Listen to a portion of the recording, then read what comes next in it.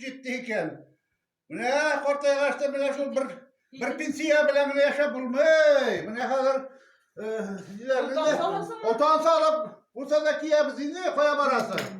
Pensiyen üstlerdiler mi? Bana ciddi mi ne? Ciddi koya üstürsüzler. Anı bilen ne? Kızımın gerektiler. Buna ben bugünkü kısmına hatırlayayım hadi. Hadi merhum şuraya kişilerin tığı bu turadır ya. Biz iş balay, sarvalislar korap yatadırıyık sendirede. Handan düşe taşıkaçtın. İrettiniz nedirek. Nişiktilerge. Senin cibinine sumalalarga gerek. Sumalarga, elik hazır anıza etem. Elik eli yarı bile hazır yifek cipler var. Elik bir toncuğu unlu ketükleymiş.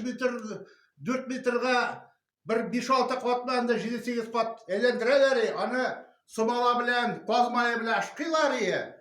Bütün kullar bilen bunda bütün izler kolaları. O bir rahatla yuğaçta bitmedir.